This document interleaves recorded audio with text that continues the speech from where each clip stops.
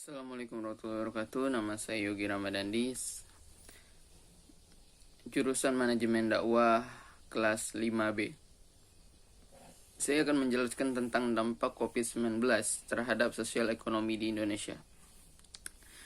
COVID-19 yang seperti kita ketahui adalah wabah yang menghantui seluruh wilayah di bumi ini, tak terkecuali Indonesia kan. Sejak masuknya wabah COVID-19 ini, banyak terjadi perubahan sosial dan ekonomi di negara Indonesia. COVID-19 ini tidak hanya menyerang kesehatan, tapi juga menyerang ekonomi, sosial, dan yang lain-lain. Ada mungkin nggak semua negara siap menghadapi COVID-19 ini. Jadi anjuran pemerintah seperti social distancing, work from home berdampak bagi masyarakat, terlebih khusus di negara yang berkembang. Ada 5 faktor masalah sosial ekonomi yang terjadi di Indonesia. Yang pertama itu adalah kelangkaan barang.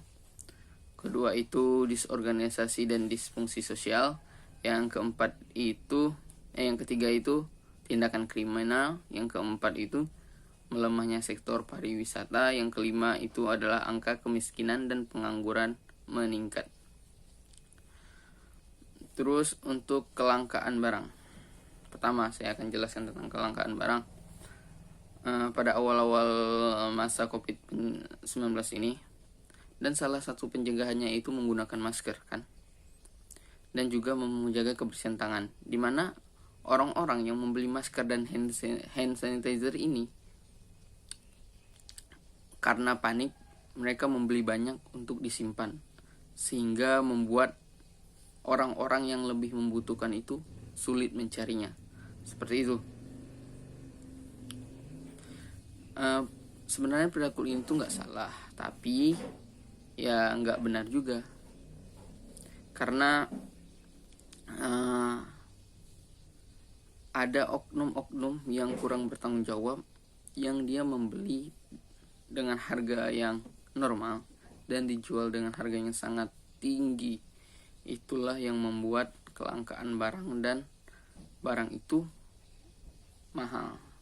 Jadi itu faktor pertama. Untuk faktor kedua yaitu disorganisasi dan disfungsi sosial. Hal ini terjadi di Indonesia, di mana orang-orang mulai curiga atau berprasangka buruk kepada orang-orang yang terlihat sakit. Jadi kalau ada orang sakit tuh dia nggak mau dekat, jauh-jauh aja gitu kan. Kadang COVID-19 ini membuat menghilangkan rasa kepedulian.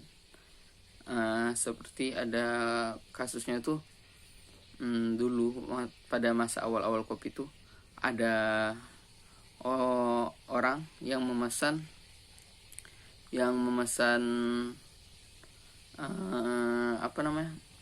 ojek online dan memesan makanan, dan ternyata saat makanan itu datang, karena takutnya akhirnya dia memberikan uang untuk bayar makanan itu dengan cara dilempar, seperti itu. Yang ketiga, tindakan kriminal, yang seperti kita ketahui lah, banyak tindakan kriminal yang terjadi karena faktor ekonomi, seperti memalsukan hand sanitizer, terus tidak mendaur ulang. Jadi ada masker yang bekas tergeletak di jalan, dicucinya, habis itu dijualnya lagi. Seperti ini kan termasuk tindakan kriminal, karena memalsukan barang atau membuat barang yang sekali pakai menjadi hanya sekali pakai, seperti itu. Terus yang keempat tentang melemahnya sektor pariwisata. Seperti yang kita tahu ya, sektor pariwisata itu adalah tempat di mana orang-orang ramai-ramai untuk bersenda gurau, untuk menghibur diri, dan tidak ada jarang sendiri. Lebih banyak lebih banyak ramai-ramai seperti itu kan. Jadi salah satu protokol pemerintah itu adalah social distancing, dan ini sangat berlawanan untuk sektor pariwisata. Karena di sektor pariwisata misalnya seperti kolam renang atau wisata alam lainnya, itu sangat sulit untuk menjaga untuk social distancing. Terlebih lagi Indonesia ini termasuk negara yang pariwisatanya tuh sangat bagus. Jadi ya sektor pariwisata ini sangat berpengaruh lah perekonomiannya untuk negara Indonesia, penghasilannya untuk ekonomi negara Indonesia, seperti itu. Dan yang terakhir, yang kelima, itu angka kemiskinan dan pengangguran semakin meningkat. Ya ini sih emang udah nggak bisa diragukan lagi, karena banyak orang-orang yang bekerja dari rumah, sehingga banyak perusahaan-perusahaan yang tutup. Jadi orang-orang tuh lebih ingin makan di rumah, masakan hasil rumah sendiri gitu kan, daripada untuk bepergian keluar membeli barang itu, membeli makanan itu, mereka tuh kurang minat, karena menurut mereka lebih sehat saat memproduksinya di rumah dan membelinya di rumah, dan membuatnya di rumah, dan untuk konsumsi juga kan masing-masing. Kenapa hal ini bisa meningkat? Karena pada masa-masa awal sekitar sebulan atau 2 bulanan tuh pemerintah Indonesia itu melakukan lockdown, yaitu tidak boleh kemana-mana, bahkan pemerintah Indonesia saja dan pemerintah luar gitu. Itulah yang membuat kenapa banyak PHK di mana-mana, bahkan usaha yang sudah mendunia yang sangat besar, yaitu KFC, tau kan, Kentucky Fried Chicken, itu juga mengalami kebangkrutan. Ada banyak cabang mereka yang tutup, banyak outlet mereka yang tutup.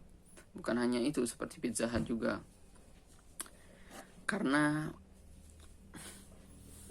sulitnya faktor ekonomi, sulitnya untuk bekerja seperti biasanya, membuat orang yang miskin semakin miskin, dan banyaknya orang yang dipecat membuat menjadi pengangguran, seperti itu. Terus tanggapan pemerintah kita tuh seperti apa sih kan? Pemerintah Indonesia itu sebenarnya sudah tanggap dengan berbagai bantuan dan program-program yang bisa meringankan kesusahan masyarakat atau beban masyarakat kan, seperti kartu sembako, bantuan langsung tunai, dan yang lainnya. Akan tetapi banyak juga oknum-oknum yang tidak bertanggung jawab. Jadi mereka tuh menerima amanah tapi tidak menyampaikan, atau memotong anggaran yang dikasihkan seharusnya bukan untuk dia, seperti itu. Hal ini yang membuat kadang bantuan pemerintah itu tidak sampai kepada tangan-tangan yang benar-benar untuk membutuhkan.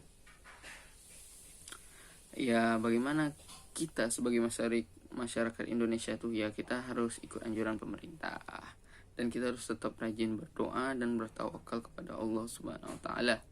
Karena semua ini pasti karena kehendak Allah, nggak ada yang luput dari kehendak Allah. Jadi kita juga nggak boleh menyebarkan isu-isu negatif atau isu-isu hoax yang membuat masyarakat itu menjadi makin cemas. Itu nggak boleh. Jadi mungkin sekian penjelasan dari saya, kurang lebihnya mohon maaf. Wassalamualaikum warahmatullahi wabarakatuh.